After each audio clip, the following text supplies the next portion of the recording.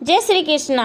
प्रिय श्रोताओं, आज शनि प्रदोष व्रत के दिन सुनिए शनि प्रदोष व्रत की कथा।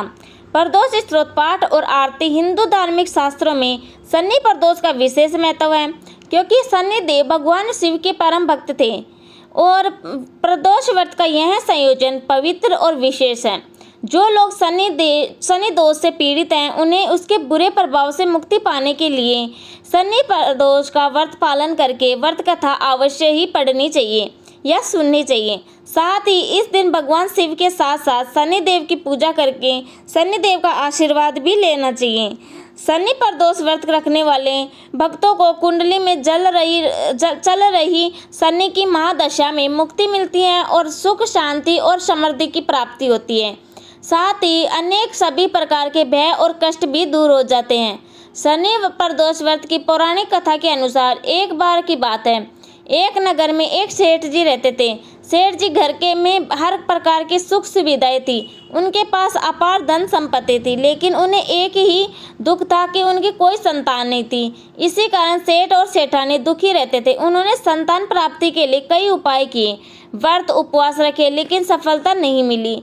तब दुखी होकर कुछ समय बीतने पर सेठ जी ने अपना काम नौकरों को सौंप दिया और खुद सेठानी के साथ तीर्थ यात्रा के लिए चल पड़े। अपने नगर के बाहर निकलने पर उन्हें एक साधु महाराज मिले, जो कि ध्यान मगन बैठे हुए थे। सेठ और सेठानी साधु के पास गए और हाथ जोड़कर उनके ध्यान से उठने का इंतजार करने लगे। काफी देर बाद जब साधु महाराज ने आंखें खोली, तब उन्हें पता चला कि उनके समक्ष कोई बहुत देर से आशीर्वाद लेने की प्रतीक्षा में बैठे हुआ है। साधु ने सेठ और सेठानी से कहा कि तुम्हारा दुख समझता हूँ, तुम इस दुख से मुक्ति पाने के लिए शनि प्रदोष व्रत करो, इससे तुम्हें संतान सुख अवश्य ही प्राप्त होगा। फिर साधु ने सेठ सेठानी को प्रदोष व्रत की विधि बताने के साथ भगवान शिव की वंदना करने के लिए कहा। भगवान शिव की वंदना इस प्रकार की जाती है। हे रुद्रदेव शिव, आपको नमस्कार है। शिव शंकर जगत गुरु, आपको नमस्कार है। हे नीलकंठ सुर, आपको नमस्कार है। शशि मौली चंद्र सुख, आपको नमस्कार है। हे उमाकांत सुधी, आपको नमस्कार है। उग्र रूप धन मन, आपको नमस्कार है। ईशान ईश प्रभु नमस्कार। विश्वेश्वर प्रभु शिव, आपको नमस्कार है। साधु से इस प्रकार वंदना करने का विधान जानकर सेठ और सेठानी ने साधु महाराज को धन्यवाद किया और उनसे आशीर्वाद लेकर तीर्थ यात्रा के लिए चल पड़े। तीर्थ यात्रा से लौटने के बाद दोनों ने मिलकर शनि प्रदोष व्रत किया, जिसके प्रभाव से जल्दी ही उनके घर में एक सुंदर पुत्र का जन्म हुआ।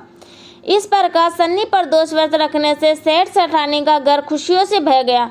शनि प्रदोष व्रत के दिन जो भी भक्त जिस भी कामना को लेकर प्रदोष व्रत रखता है, उसकी वह कामना भगवान शिव और शनि देव की कृपा से अवश्य ही पूरी होती है। अब सुनिए शनि देव की कथा। एक समय की बात है, एक ब्राह्मण राजा के महल के मुख्य द्वार पर बुरी आत्माओं से बचाव का काम करता था। एक दिन उसने एक अजीब सी आवाज़ सुनी तो वह डर गया। कई दिनों तक उसे वह आवाज़ सुनाई देती रही। उसने कभी भी किसी रहस्यमयी आवाज़ के बारे में अपनी पत्नी को भी नहीं बताया और उसका स्वास्थ्य दिन प्रतिदिन खराब होता गया। वह कमज़ोर होता गया। एक दिन उसकी पत्नी ने कहा, मैं तुम्हें पौष्टिक भोजन देने की पूरी कोशिश करती हूँ, फिर भी तुम्हारी सेहत खराब हो रही है।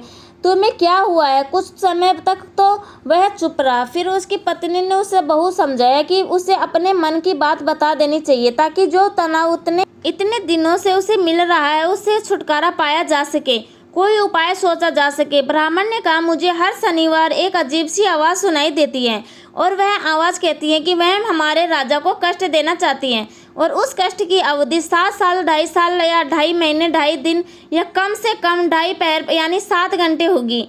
अब राजा कोई भी अवधि चुन सकता है, लेकिन कष्ट तो होना अनिवार्य ही लिखा है। ब्राह्मण की पत्नी यह सुनकर मुस्कुराई और बोली, आपने मुझे यह बात पहले क्यों नहीं बताई? राजा को तो बचाना ही होगा, चाहे हमें कहीं इसके लिए कुछ भी करना पड़े। आप 2.5 पैर का कष्ट सह लीजिए। आत्मा अगले दिन फिर महल में आई और वही संदेश दोहराया। अब की बार ब्राह्मण ने कहा, मैं राजा को कष्ट अपने ऊपर लेने को तैयार हूँ। आप 2.5 पैर तक मेरे ऊपर रह सकती हैं। आत्मा ब्राह्मण के इस प्रस्ताव से प्रसन्न हुई। फिर ब्राह्मण नदी के किनारे गए और ध्यान में समय बिताना चाहते थे। उन्होंने उन्होंने पानी की सतह पर 2 आम के फल तैरते हुए देखे। उन्होंने उन्हें ऊपर से पकड़ा और अपनी जांघ के नीचे रख लिया। राजा के राजकुमार पिछले 2 दिनों से शिकार पर गए हुए थे। वे अब तक वापस नहीं लौटे थे। इस कारण राजा बहुत बेचैन व्याकुल थे।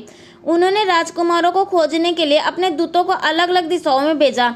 संयोगवश एक दूत ब्राह्मण के पास भी जा पहुंचा। उसे यह देखकर अत्यंत आश्चर्य हुआ कि ब्राह्मण ने राजकुमार के सिर अपनी जांघों के नीचे छुपा के रखे हैं। उसने यह बात राजा को बताई। सुनकर राजा क्रोधित हो गए। उन्होंने ब्राह्मण को सूली पर चढ़ा देने का फांसी देने का आदेश दिया। राजा ने ब्राह्मण से उसकी अंतिम इच्छा पूछी तो ब्राह्मण ने कहा, कृपया करके मुझे 2.5 पैर तक मत मारना।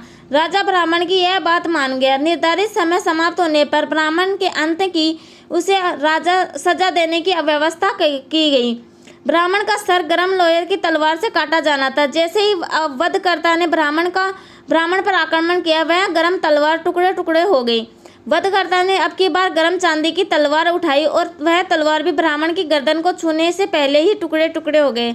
वधकर्ता ने गर्म सोने की तलवार निकाली और अब की बार ब्राह्मण का सिर काटने का प्रयास किया। तीसरी तलवार का हाल भी कुछ ऐसा ही हुआ।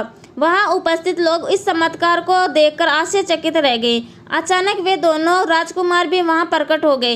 राजा ने उन दोनों राजकुमारों को देखकर बड़ा प्रसन्न हुआ और उन्हें गले लगाया और ब्राह्मण पर भी राजा ने दया दिखाई। राजा ने कहा, हे ब्राह्मण देव, यह क्या रहस्य है? इसके सबके सामने प्रकट कीजिए। इतनी बार मारने के बाद भी आपका बाल तक बांका नहीं हुआ। तब ब्राह्मण ने कहा, हे राजन, सन्नी आपको कष्ट देना चाहते थे। मैंने आपको और राज्य को बचाने के लिए आपका कष्ट अपने ऊपर ले लिया। सन्नी देव ने आम को मानव सिर के रूप में प्रकट किया था। क्या मैं राजकुमारों को मार सकता हूँ? मैं तो हमेशा इस राज्य का रक्षक रहा हूँ। मैंने सदैव आपको राज्य का भला चाहा है। राजा ने कहा, हे ब्राह्मण देव, मुझे तो आपकी बातों पर विश्वास नहीं है। मैं स्वयं सन्नी देव को देखना चाहता हूँ और अगर आप मुझे नहीं दिखाएंगे तो आपके पूरे परिवार के सभी सदस्य चक्की में पीस जाएंगे। अब की बार तो राजा की यह बात सुनकर ब्राह्मण देवता कांपने लगे। उन्होंने 1 सप्ताह का समय मांगा। इसके बाद वह अपने घर गए तो उनकी पत्नी ने, जो बहुत चतुर और बहुत बुद्धिमान थी, ब्राह्मण देवता को देखकर कहा, क्या बात है? आप पीले और भयभीत लग रहे हैं, क्यों डरे हुए हैं? ब्राह्मण देवता ने कहा, भगवान सन्नी देव ने ही मुझे पर यह कष्ट डाला है। मैं तो तुम्हारी सलाह मानकर पहली बार बच गया। अब अगर मैंने सन्नी ग्रह को राजा के सामने प्रकट नहीं किया तो हम सबकी चक्की के पहिए के नीचे पिसते जाएंगे। ब्राह्मण की पत्नी ने कहा, धैर्य रखो, आपने एक नेक काम करने के लिए अपनी जान जोखिम में डाली है। सन्नी देव हमारी सहायता अवश्य करेंगे। ब्राह्मण ने चैन से सांस ली और अब की उसकी पत्नी ने कहा, राजा को कहो कि आने वाले शनिवार को वह सुबह जल्दी उठे। सन्नी देव काले पर्वत के नीचे काले घोड़े पर सवार होंगे। वे तेल से भिगे हुए काले कंबल से ढके होंगे। राजा उनके दर्शन कर सकते हैं। अगले शनिवार को ब्राह्मण राजा को काले पर्वत पर ले गए। एक काली परछाई काले घोड़े पर सवार थी। राजा ने पूछा, तुम कौन हो? सन्नी देव ने कहा, राजन, मैं सन्नी हूँ। मैं गरीबों और राजाओं दोनों के एक समान रूप से कष्ट देता हूँ। मैं किसी को भी भेदभाव नहीं करता। राजा ने कहा, तब सन्नीदेव, हम आपके प्रकोप से कैसे बच सकते हैं? सन्नीदेव ने कहा, धनवानों को शनिवार को एक काला घोड़ा तथा 1.25 मन सोना दान करना चाहिए। मध्य आय वर्ग के लोगों को लोहा और काले कंबल दान कर सकते हैं। निर्धन लोग तेल लगी रोटी एक काले कुत्ते को दे सकते हैं और भी निर्धन लोग एक कपिल के पेड़ में जल अर्पित कर सकते हैं और पीपल की जड़ में थोड़ा गुड़ रख सकते हैं। पेड़ को कच्चे सूत और या कच्चे धागे से लपेट सकते हैं। सुनकर ब्राह्मण देवता ने कहा, शनिदेव, आपकी कृपा, हमारे राजा को कष्ट मत दीजिए। राजा पर आपका प्रकोप अगर हुआ तो वह हमारे नगर को भी प्रभावित करेगा। हे शनिदेव, भविष्य में भी आपके अन्य प्रकोपों को सहन कर सकता हूँ। शनिदेव अचानक अपने काले घोड़े के साथ गायब हो गए और उधर राजा अपने महल में वापस लौट आया। अब वह ब्राह्मण से बहुत प्रसन्न था क्योंकि उसने साक्षात सब कुछ अपनी आंखों से देखा था। जब ब्राह्मण की पत्नी ने सारी घटना अपनी पत्नी को बताई तो सुनकर वह बहुत प्रसन्न हुई और इस प्रकार से राजा भी शनिवार के नियमों का पालन करने लगा। अब तो उसने पूरे राज्य में घोषणा करा दी कि हर कोई अपनी सामर्थ्य, अपनी श्रद्धा के अनुसार शनिदेव का पूजन किया करे ताकि शनिदेव के प्रकोप से बचा जा सके। दशरथ कृत शनि स्त्रोत, हिंदी में जिनके शरीर का वर्ण कृष्ण, नील तथा भगवान शंकर के समान है, उन शनिदेव को नमस्कार है। जो जगत के लिए कालाग्नि और कर्तांग के रूप है, उन शनेश्वर को बारंबार नमस्कार है। जिनका शरीर कंकाल जैसा मांसहीन तथा जिसकी दाढ़ी, मूंछ और जट्टा बढ़ी हुई है, उन शनिदेव को नमस्कार है। जिनके बड़े बड़े नेत्र, पीठ में सटा हुआ पेट और भयानक आकार है, उन शनिश्चर देव को नमस्कार है। जिनके शरीर का ढांचा फैला हुआ है, जिनके रोए बहुत मोटे हैं, जो लंबे चौड़े किंतु सूखे शरीर वाले हैं, जिनकी डाढ़े काल रूप है, उन शनिश्चर को बारंबार प्रणाम है। हे सन, आपको नेत्र कोटर के समान गहरे हैं, आपकी ओर देखना कठिन है, आप घोर रौद्र भीषण और विकराल है, आपको नमस्कार है।